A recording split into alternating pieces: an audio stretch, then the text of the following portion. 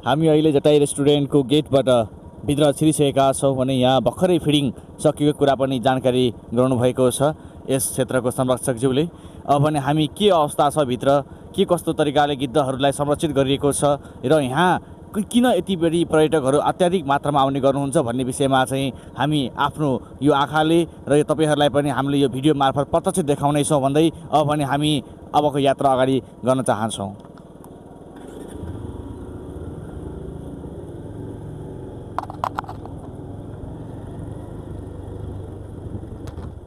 यस काउसित नगरपालिका ward number 13 र 7 मा अवस्थित जटाई रेस्टुरेन्टमा उपस्थित भइसकेका छौँ। यहाँ हामीले देख्न सक्छौँ यो सिमलको रुख वरिपरि हेर्ने हो भने गिद्धहरू मजाले आफ्नो पारिलो घाम तापिरहेका छन् र संरक्षकको जानकारी अनुसार भर्खरै गिद्धहरूलाई चाहिँ यहाँ खानाको व्यवस्था र फिडिङको पनि कार्यक्रम भर्खरै सकिएको कुरा पनि जानकारी गराउनुभयो र हामी केही समय विलम्ब पनि भएको हुँदा त्यो दृश्य चाहिँ हामीले अवलोकन गर्न पाइएन। पक्कै पनि गिद्धहरूको अहिलेको यो समयमा लोपोन्मुख गिद्धहरूलाई संरक्षण गर्नका लागि यस्ता जटाई रेस्टुरेन्ट जस्तो क्षेत्रहरू विरलै नेपालमा छन् र त्यो विरलै मध्येको एक हो नवलपुर जिल्ला गण्डकी प्रदेश र काउसित नगरपालिका वार्ड नम्बर 13 मा अवस्थित यो जटाई रेस्टुरेन्ट। यहाँ हामी देख्न सक्छौँ तपाईँको चौतर्फी रूपमा हामी चारैतिरबाट गिद्धहरूले घेरिएका छौँ, संरक्षित गरिएको छ, अत्यन्तै व्यवस्थित ढङ्गले संरक्षित गरिएको छ गिद्धहरूलाई र यो देख्न पाउनु भनेको आजको दिनहरूमा सौभाग्यशाली प्राप्त गर्नु बराबर पनि हो।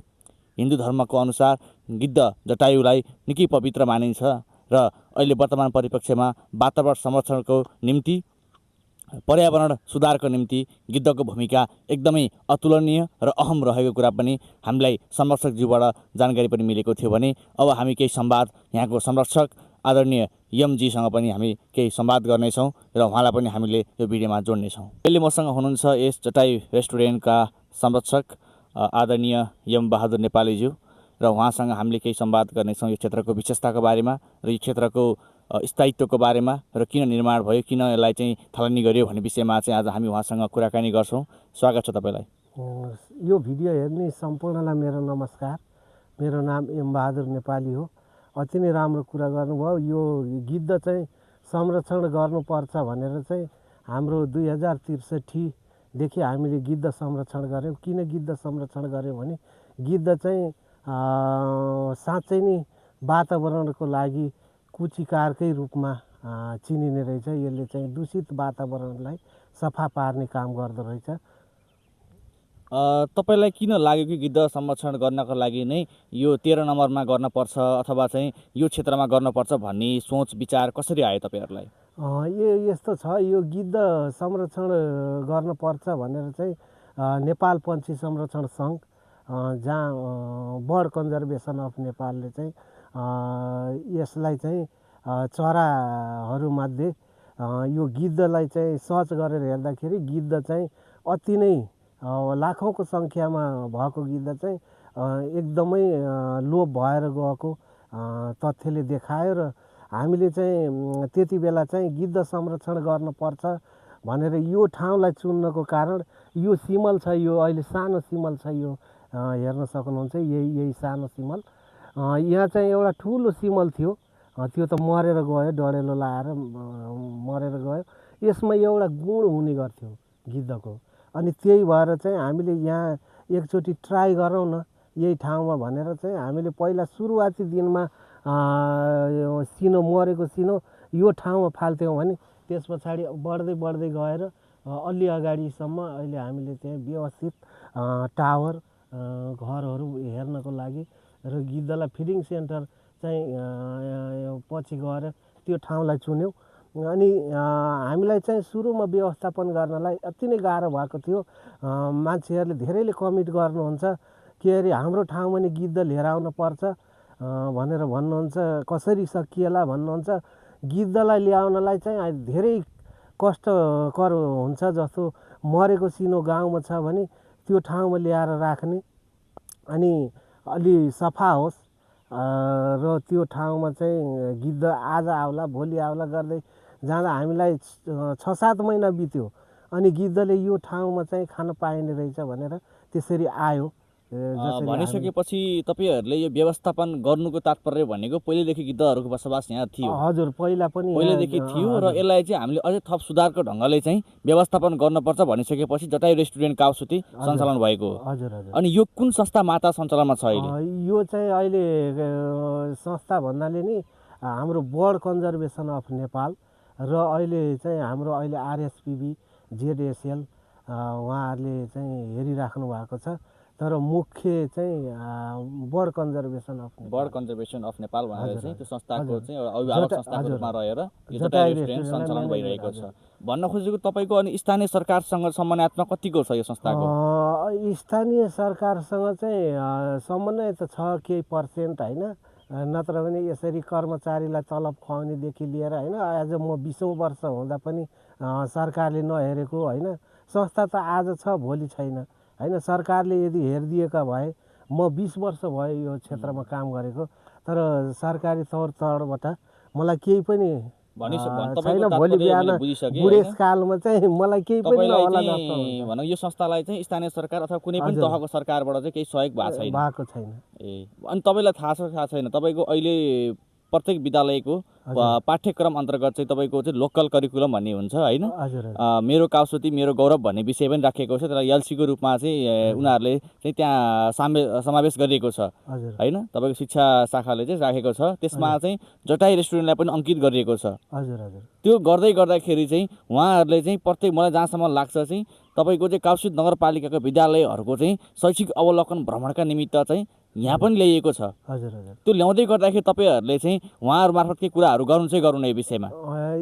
यो विषयमा त कतिपय हाम्रो यो संस्थापक डिबी चौधरीले चाहिँ यसलाई कोअर्डिनेसन गर्नुहुन्छ।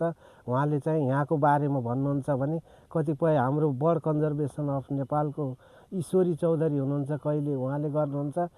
प्रायः जसो मैले भन्दा धेरै विद्यार्थीलाई चाहिँ मैले चाहिँ कोअर्डिनेसन अथवा यहाँको बारेमा चाहिँ बताएको छु। मैले धेरैभन्दा धेरै विद्यार्थीहरूलाई चाहिँ पढाएको पनि छु। मेरो आफ्नै टिकटक छ, एम नेपाली सर्च गरेर हेर्नु होला। यो उहाँले भन्नुभयो यो काउसुती नगरपालिका मात्रै, यो चाहिँ हाम्रो यो नेपालको कुनै पनि भूभागबाट यो क्षेत्रमा आउन सक्नुहुन्छ र आएको पनि हुनुहुन्छ। उहाँहरूले चाहिँ यो ठाउँमा आएर शिक्षा लिनुभएको छ। भन्न खोजेको चाहिँ सरकारले कुनै तरिकाबाट नहेरे पनि तपाईँहरूले यहाँबाट दिनपर्ने सेवा सुविधा पाठ्यक्रमको हिसाबले किन नहोस्, विद्यार्थीहरूको अवलोकनको हिसाबले किन नहोस्, पर्यटनको अवलोकनको हिसाबले किन नहोस्, तपाईँहरूले दिनपर्ने सेवा सुविधा दिइरहनु भएको छ र यो संस्था पनि व्यवस्थित ढङ्गले चलाइरहनु भएको छ। हजुर है र ठिक छ, तपाईँलाई पनि धेरै धन्यवाद। संस्थाको संस्थापक चाहिँ हाम्रो डिबी चौधरी सर हुनुहुन्छ। डिबी चौधरी सर हजुर सँगसँगै यो संस्थामा लाग्नु भएको कि कसो छ? हजुर हामी यो संस्था 2063 भदौ 1 गतेबाट स्टार्ट भएको थियो। म पनि भदौ 1 गतेबाट 2063 सन् 2006मा भदौ 1 गतेदेखि म स्टार्ट छु। आजसम्म म उहाँकै पछि लाएर हिँडिरहेको अवस्था छ।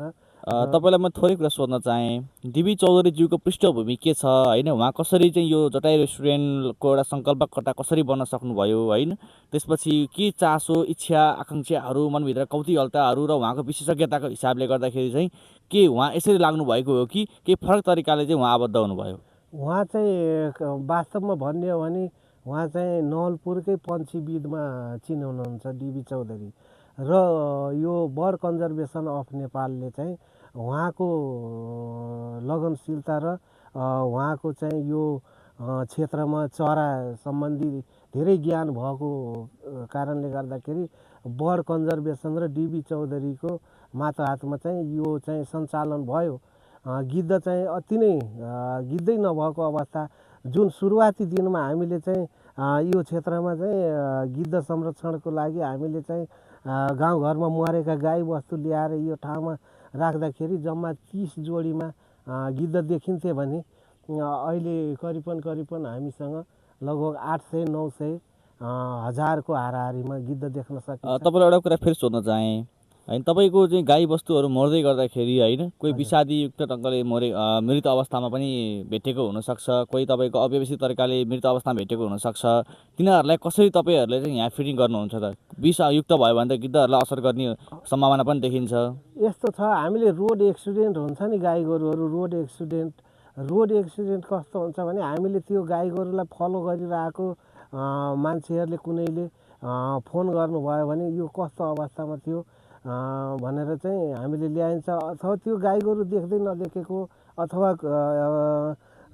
कुनै पनि व्यक्तिले मरेको गाई गोरु ल्याएर रोडको छेउमा अथवा जङ्गलमा फालेको कुनै व्यक्तिले देखेछ भने हामीले त्यो चाहिँ ल्याउँदैनौँ, किनभने त्यो जिम्मेवारी व्यक्ति नभइकन हामीले ल्याउँदैनौँ। घरमा मरिसकेको कसैको गाई गोरु छ भने त्यो कुन हिसाबले मर्यो, उपचारको क्रममा मर्यो अथवा अचानक मर्यो, हामीले चाहिँ बुझेर मात्रै ल्याउँछौँ। यदि त्यो उपचारको क्रममा मर्यो भने कुन डक्टरले उपचार गर्नुभएको थियो अनि उहाँलाई हामीले सोध्छौँ र त्यो घरमुलीले चाहिँ डक्टरको नम्बर दिनुहुन्छ। कतिपय त्यो डक्टरको नम्बर हाम्रो नवलपुरभरिको हामीसँग छ, मसँग छ, हाम्रो चौधरी भाइ हुनुहुन्छ एकजना, उहाँसँग छ। र हामीले चाहिँ त्यसलाई डक्टरलाई आइडेन्टिफाई गर्न लगाउँछौँ कुन कुन औषधि चलाएको हो, कुन औषधि दिनुहुन्छ, कुन दिन हुँदैन। हामीले एग्रोभेटको डक्टरलाई नै वार्षिक कार्यक्रममा समावेशी गरेर हामीले कार्यक्रम सञ्चालन गर्छौँ। र नेपालमा गिद्धलाई चाहिँ एकदम कमी बनाउने चाहिँ डाइक्लोफेनक औषधि रहेछ। अनि अर्को कुरा मैले अहिले बुझेका कुराहरू, हाम्रो सबभन्दा त वैदेशिक रोजगार युवाहरू होइन, अलि सक्ने मान्छेहरू सबै वैदेशिक रोजगार। अनि गिद्धलाई चाहिँ मरेको सिनो चाहिँ खाल्टो खनेर गाडिदिने। गिद्धले मासु खाने पन्छी हो, यसले मारेर खाँदैन, मागेर पनि खाँदैन। खाल्टो खनेर गाडिदिइसकेपछि त आहारै नहुने भयो। अनि गिद्ध त्यसरी पनि मरे, कतिपय डाइक्लोफेनक खाएर मरे। गिद्धले मासु खान्छ। यो चाहिँ सबैले हातैमालो गरेर यो भिडियोलाई अति नै सेयर गरेर चाहिँ हजुरहरूले जहाँ मरेको सिनो छ यो हामी जटाई रेस्टुरेन्टसम्म पुर्याइदिनु होला। यही भिडियोमा के अरे नम्बर छ। एकदम तपाईँको त्यो कुरा हामी लास्टमा जोड्ने छौँ पक्कै पनि। र तपाईँलाई मैले अन्तिममा एउटा प्रश्न मैले सोध्न चाहेँ, यहाँ आउने पर्यटकहरूको लागि चाहिँ के कस्तो व्यवस्थाहरू भएको छ अथवा चाहिँ शुल्कहरू कुराहरू पनि जोडिन्छ पक्कै पनि आउँदै गर्दाखेरि? एउटा यस्तो व्यवस्थित तरिकाले तपाईँहरूले चाहिँ यसलाई चलाउनु भएको छ, यसको स्तर उन्नतिको लागि यसलाई चाहिँ भौतिक संरचना निर्माण गर्नुपर्ने हो कि अथवा अरू अन्य गतिविधिहरूको लागि पनि रकम त आवश्यक छ, त्यसलाई चाहिँ तपाईँहरूले चाहिँ पर्यटकहरूबाट चाहिँ टिकटिङ सिस्टम राख्नुभएको छ कि अथवा के कस्तो व्यवस्था छ यहाँ चाहिँ?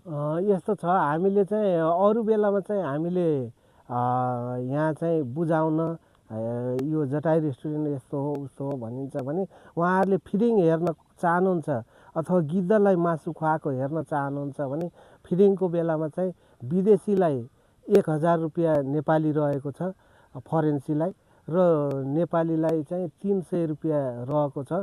किनभने मासु ल्याउन र मासु खुवाउनलाई चाहिँ हामीलाई अलिकति गाह्रै विषय हो। त्यसलाई चाहिँ यहाँ ल्याउँदासम्म हामीलाई चाहिँ कष्ट लाग्ने हुन्छ। गिद्धले चाहिँ मासु बाहेक अरू केही खाँदैन।